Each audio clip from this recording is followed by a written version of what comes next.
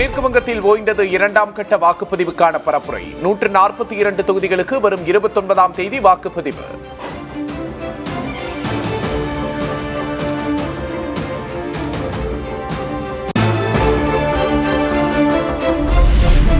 மம்தா பானர்ஜி ஆட்சியில் தொழிற்சாலைகள் மூடப்பட்டு நாட்டு வெடிகுண்டு உற்பத்தி அதிகரிப்பு. இறுதிக்கட்ட தேர்தல் பரப்புரையில் பிரதமர் மோடி குற்றச்சாட்டு.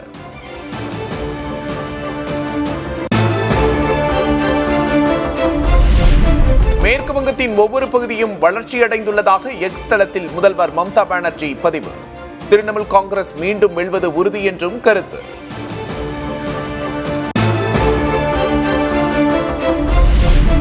வாக்கு எண்ணிக்கைக்கான நடைமுறைகளை வெளியிட்டது தேர்தல் ஆணையம். தபால் வாக்குகள் காலை 8 மணிக்கும் இயந்திரங்களில் பதிவான வாக்குகள் 8:30 மணி முதலும் எண்ணப்படும் என்று அறிவிப்பு.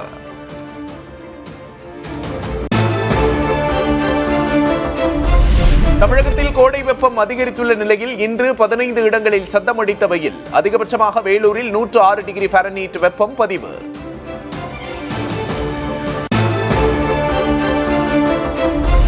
உள் தமிழக மாவட்டங்களில் அதிகபட்ச வெப்பநிலை 2 முதல் 3 டிகிரி செல்சியஸ் வரை அதிகமாக பதிவாகும். கடலோர மாவட்டங்களில் அசௌகரியம் ஏற்படலாம் என்று தகவல்.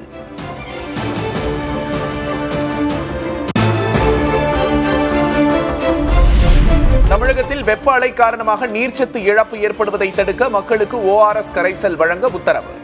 அனைத்து அரசு மருத்துவமனைகளிலும் போதிய இருப்பை வைக்கவும் பொது சுகாதாரத்துறை ஆணை.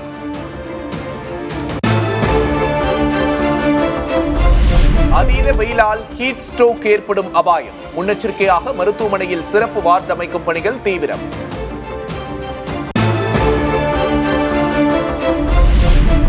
சென்னையில் ஆபரண தங்கம் 3 நாட்களில் சவரனுக்கு 1000 ரூபாய் அதிகரிப்பு. சென்னையில் ஆபரண தங்கம் ஒரு சவரன் 1,13,840 ரூபாய்க்கு விற்பனை.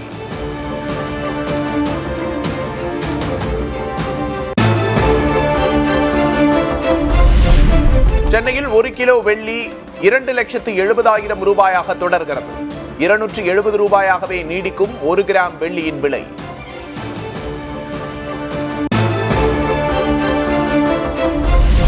தென்மண்டல LPG டேங்கர் லாரி உரிமையாளர்களின் வேலை நிறுத்த போராட்டம் வாபஸ். நாளைக்குள் நிலுவைத் தொகை வரவு வைக்கப்படும் என்று இந்தியன் ஆயில் நிறுவனம் உறுதி.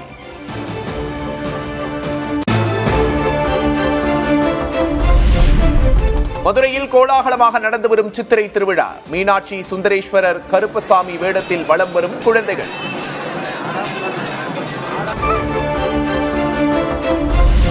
நாளை நடைபெறுகிறது மீனாட்சி சுந்தரேஸ்வரர் திருக்கல்யாணம். 1 லட்சம் பக்தர்களுக்கு தயாராகும் கல்யாண விருந்து.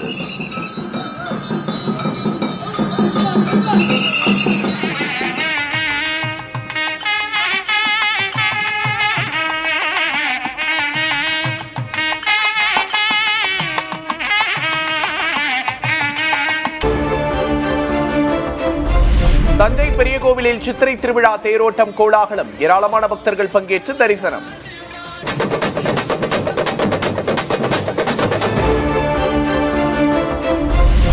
தமிழ்நாட்டில் உள்ள அரசு பள்ளிகளில் 1 லட்சத்தை கடந்தது மாணவர் சேர்க்கை. அதிகபட்சமாக 1ஆம் வகுப்பில் 97,700 மாணவர்கள் சேர்ந்திருப்பதாக பள்ளிக்கல்வித்துறை தகவல்.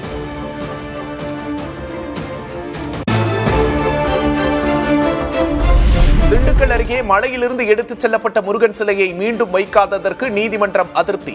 பாதை வசதியில்லை, கரடுமுரடான பாதை மட்டுமே உள்ளதாக கூறிய அரசு தரப்பின் வாதம் விசித்திரமானது, அபத்தமானது என்று கண்டனம்.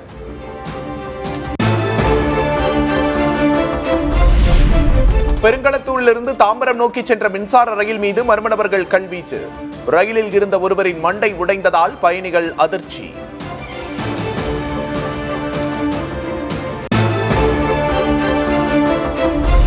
தருமபுரி மாவட்டம் பெண்ணாகரம் அருகே மதுக்கடையை அடித்து நொறுக்கிய பெண்கள். சட்டவிரோதமாக மதுவிற்ற நபர் ஓட ஓட விரட்டியடிப்பு.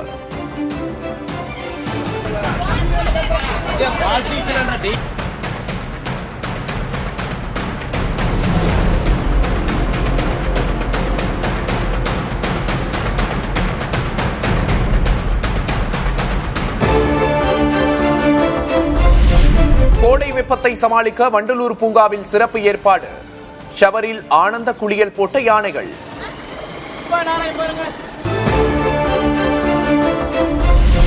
வட இந்திய மாநிலங்களில் வறுத்தெடுக்கும் வெயில் நாட்டிலேயே அதிகபட்சமாக மகாராஷ்டிராவின் அகோலாவில், ராஜஸ்தானின் ஜெய்சல்மாரில் 114 டிகிரி ஃபாரன்ஹீட் வெப்பம் பதிவு.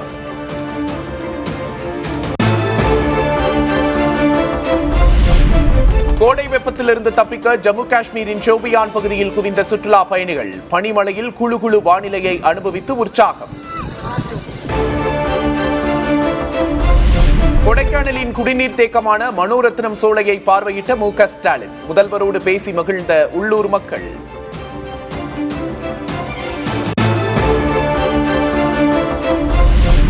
அதிமுக முன்னாள் அமைச்சருக்கு எதிரான வழக்குகள் தள்ளுபடி. வேட்புமனுவில் சொத்து விவரங்களை மறைத்ததாக தொடரப்பட்ட வழக்கை தள்ளுபடி செய்தது சென்னை உயர்நீதிமன்றம்.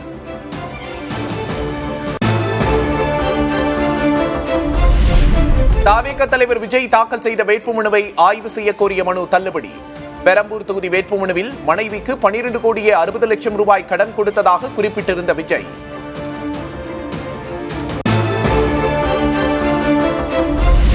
இசையமைப்பாளர் ஜேம்ஸ் வசந்தனின் கார் கண்ணாடி உடைக்கப்பட்டதில் அரசியல் இல்லை. பெண் ஒருவரின் வீட்டு வாசலில் காரை நிறுத்தியதால் ஆத்திரமடைந்து சேதப்படுத்தியதாக காவல்துறை தகவல்.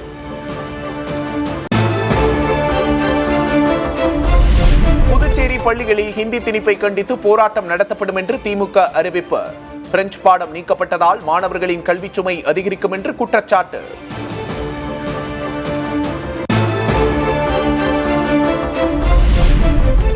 இந்தியா நியூசிலாந்து இடையே கையெழுத்தானது தடையற்ற வர்த்தக ஒப்பந்தம். 5 ஆண்டுகளில் இருதரப்பு வர்த்தகத்தை $500 கோடி இலக்கு.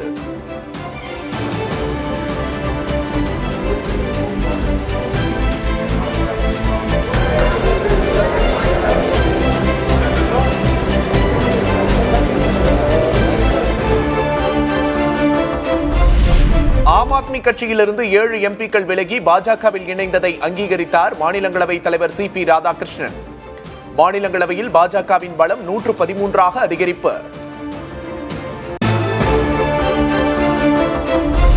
ஆம் ஆத்மியிலிருந்து 7 எம்பிக்கள் விலகிய விவகாரத்தில் நீதிமன்றத்தை நாட ஆம் ஆத்மி திட்டம். பாஜகவில் இணைந்த 7 பேரையும் தகுதி நீக்கம் கோரி மனு தாக்கல் செய்வது பற்றி ஆலோசனை.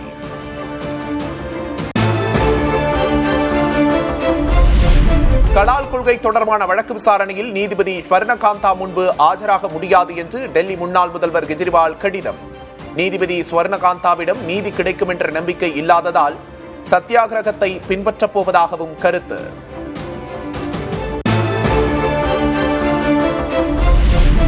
இமாச்சல பிரதேசத்தில் பாராகிளைடிங் சென்றபோது விபத்தில் சிக்கிய 2 காயமடைந்த 2வரையும் ஹெலிகாப்டர் மூலம் மீட்ட விமானப்படை.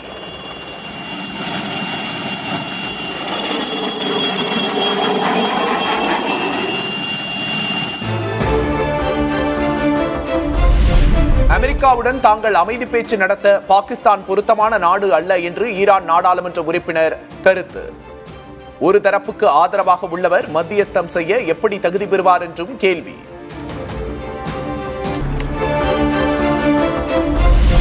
ஆராய்ச்சிகளுக்கான பணம் செலவிடுவதில் அமெரிக்காவை முந்தியது சீனா. பொருளாதார ஒத்துழைப்பு மற்றும் வளர்ச்சி அமைப்பின் ஆய்வறிக்கையில் தகவல்.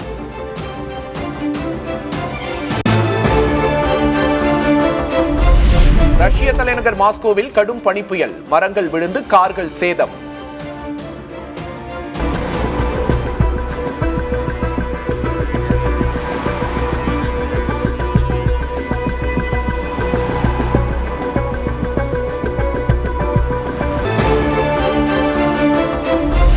தமிழ் திரைப்பட தயாரிப்பாளர்கள் சங்கம் மே 2 வேலை நிறுத்தம் அறிவித்ததற்கு நடிகர் சங்கம் அதிருப்தி.